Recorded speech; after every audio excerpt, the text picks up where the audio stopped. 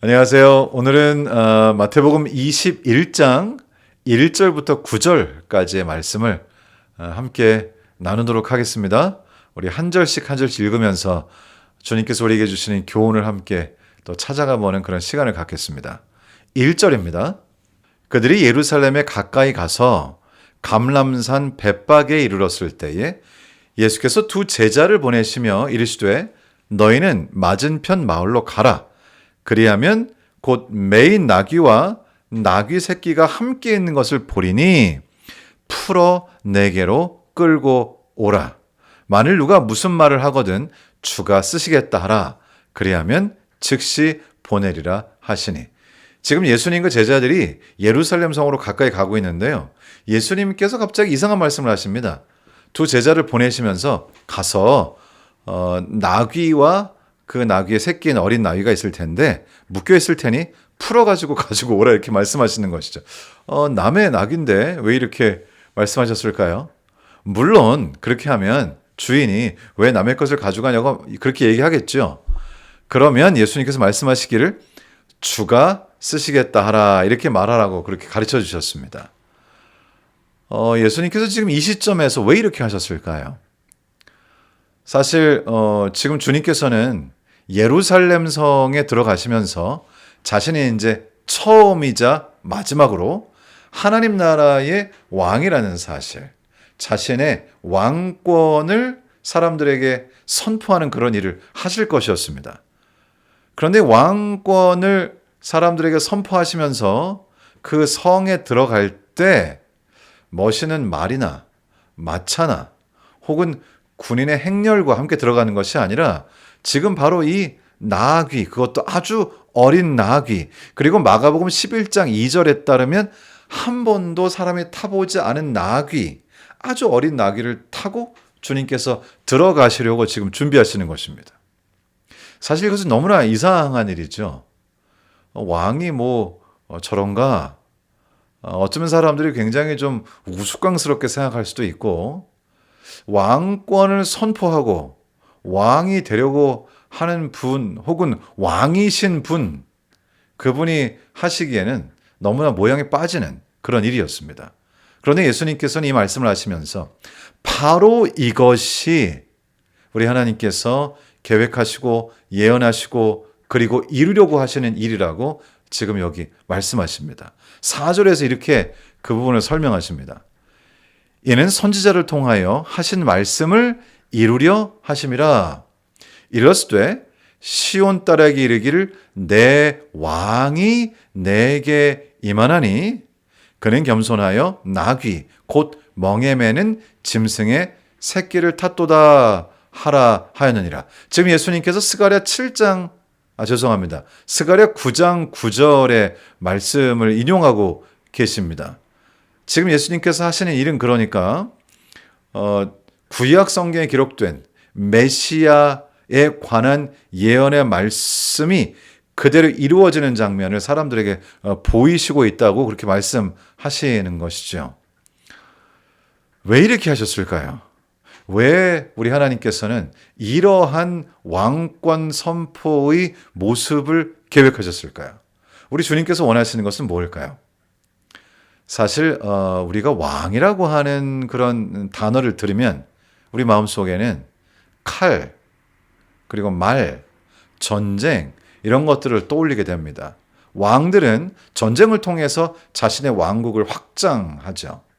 왕이라고 하는 것은 결국 왕권을 통해 자신의 사람을 죽이기도 하고 전쟁을 일으키기도 하고 자신의 권력을 휘둘러서 자신의 왕국을 점점 확장하는 일을 합니다.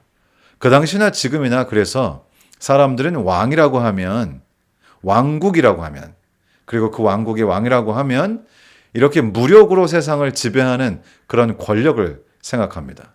사실은 지금도 왕이 아니라 대통령이든 어떤 위치에 있든 권력이 있는 사람들은 그것이 심지어는 민주주의라고 하는 이름 아래 있다고 하더라도 이 권력이라고 하는 것은 늘 뭔가 위화감을 조성하는 그런 경향이 좀 있죠.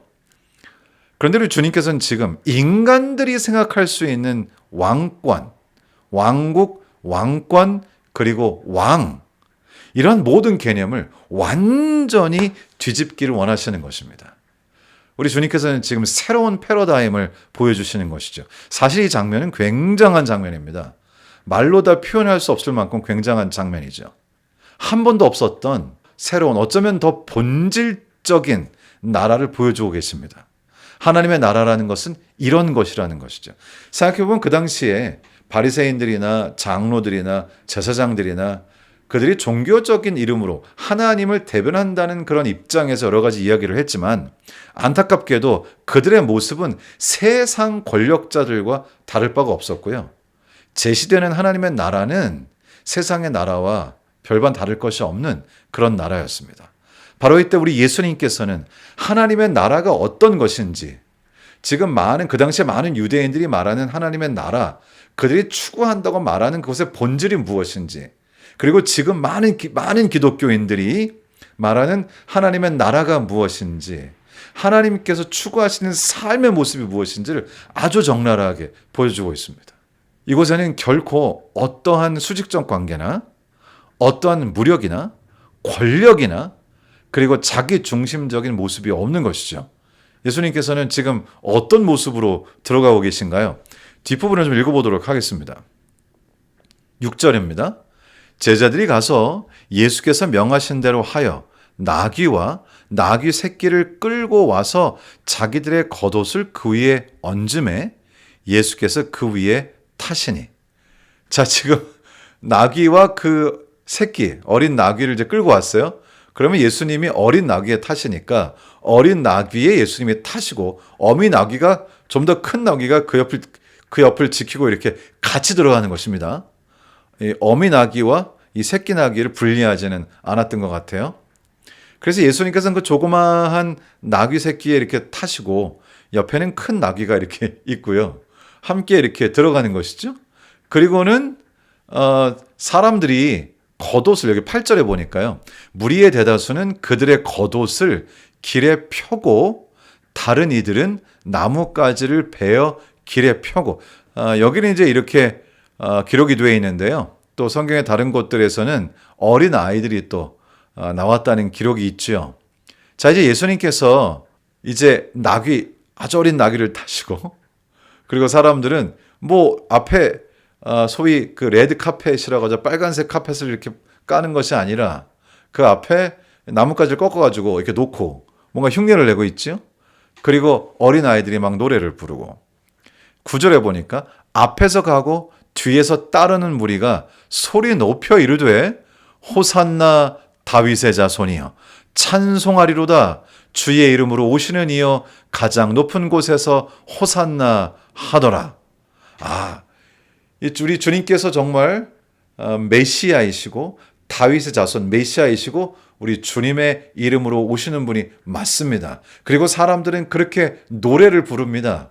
하나님께서 자신이 바로 그 메시아이고 하나님 나라의 왕이라고 지금 선포를 하고 계십니다.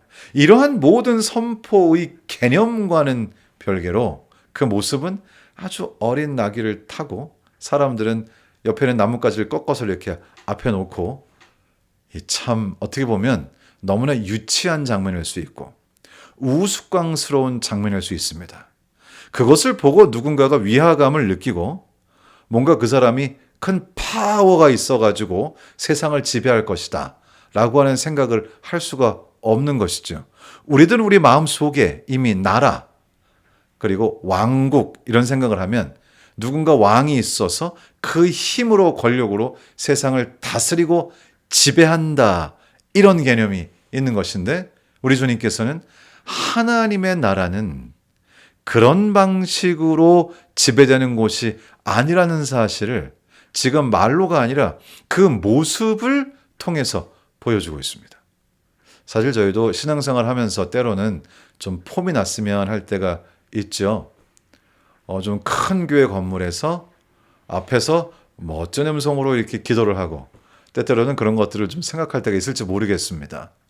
우리들은 심지어 하나님의 이름으로 가장 겸손하시고 가장 연약한 인간으로 오신 예수 그리스도를 통해서 나타난 하나님의 나라의 성격을 배우지만은 실제로 우리의 신앙생활에서 여전히 세상적 개념, 수직적 관계, 그리고 힘, 또 폼나는 것, 멋진 것, 때때로는 그 속에는 권력, 혜택, 이런 것들이 심지어는 교회 생활에도 들어있게 될 수 있다는 그런 때때로는 좀 겁이 나는 그런 생각이 들 때도 있습니다. 우리의 삶에서 우리가 신앙생활을 통해 추구하는 것은 바로 하나님의 나라죠. 예수님께서 이 세상에 오셔서 처음으로 전하신 복음도 회개하라 하나님의 나라가 가까이 왔느니라, 그것이 예수님의 기별이었습니다. 주님께서는 우리 모두가 하나님의 나라를 잘 이해하고 우리가 이 세상에 살지만 하나님 나라의 백성으로 살면서 그 하나님 나라의 개념 그리고 삶, 그 운영의 방식 속에 우리가 들어가기도 하고 그 하나님의 나라가 우리 마음 가운데 들어오기를 우리 주님께서는 원하십니다. 그리고 주님께서 지금 여기서 하나님의 나라가 어떤 모습인지를 보여주셨습니다. 가장 연약하고 가장 겸손하고 가장 낮은 곳에서 어쩌면 가장 볼품없는 모습으로 있는 이것이 하나님 나라의 본질이라고 말씀하시는 것 같아요. 하나님의 나라는 화려함에 있는 것이 아니라 하나님의 나라는 힘이나 권력이나 성공에 있는 것이 아니라 하나님의 성품에 그 기초를 두고 있다는 것입니다. 하나님의 성품은 사랑이시죠. 사랑이란 상대방을 위해서 자신의 목숨을 바치는 것을 가장 높은 극치의 덕목으로 보고 있는 것이죠. 그러나 안타깝게도 우리는 때때로 주님께서 제시하신 이 귀한 진리와 복음을 말할 때 암시적으로 때때로는 상징적으로 세상적 성공과 화려함과 영광스러움이 마치 우리의 가는 길이 목적지인 것처럼 그렇게 조금은 오해의 여지가 있도록 제시할 때도 있는 것 같습니다. 여기 우리 주님께서는 정말로 하나님의 나라의 모습이 무엇인지를 우리에게 보여주십니다. 한 가지 분명한 것은 우리 예수님의 지금의 모습이 한 사람의 인간으로 볼 때에 30이 넘도록 장가도 아직 가지 못하시고 허름한 옷을 입고 아주 어린 아기 나귀를 타시고 그저 볼품없는 사람들과 그리고 어린 아이들의 환영을 받으면서 어쩌면 좀 그렇게 우스꽝스러운 모습으로 예루살렘 성 안으로 들어가고 있으나 그러나 바로 그 예수님은 바로 하나님의 아들이셨습니다. 그 본질이 그분이 누구인가가 그분의 위대함을 말해주는 것이고 그분의 성품을 통해 사랑이 드러나는 것을 통해서 진정한 위대함이 표출되는 그런 모습이었죠. 때때로 우리가 가진 것, 나의 성품, 내가 정말 베풀 수 있는 사랑, 이런 것들보다 실제적인 나의 모습보다 나를 더 좋게 나타내려는 경향이 있을 수 있습니다. 때때로 나 자신의 연약함을 자꾸 가리고 뭔가 좋은 모습만 보이고 요즘 SNS나 여러 가지 인터넷을 통해서 유튜브를 통해서 사람들은 좋은 모습, 멋있는 모습, 카메라에 담긴 모습을 보이고자 하지만 우리 예수님께서는 지금 여기서 자신의 있는 모습을 그대로 드러내셨습니다. 겉으로 볼 때 볼품이 없는 분처럼 보일 수 있지만은 그 안에는 온 우주에서 가장 위대한 사랑이 있는 그분이었다는 것이죠. 하나님의 나라라고 하는 것이 정말 멋집니다. 놀랍고 말로 표현할 수 없을 만큼 위대합니다. 그런데 그 위대함이 사람들에게 이 세상의 잣대로 보여주는 눈으로 볼 때는 어쩌면 굉장히 좀 연약하고 볼품없어 보일 수도 있다고 하는 것이죠. 저도 살다 보면 저희의 모습이 볼품없고 우리가 연약하다는 것을 절감할 때가 있습니다. 그러나 우리가 기억할 것은 나의 마음에, 나의 내면에 무엇이 있는가가 사실은 가장 중요한 것이죠.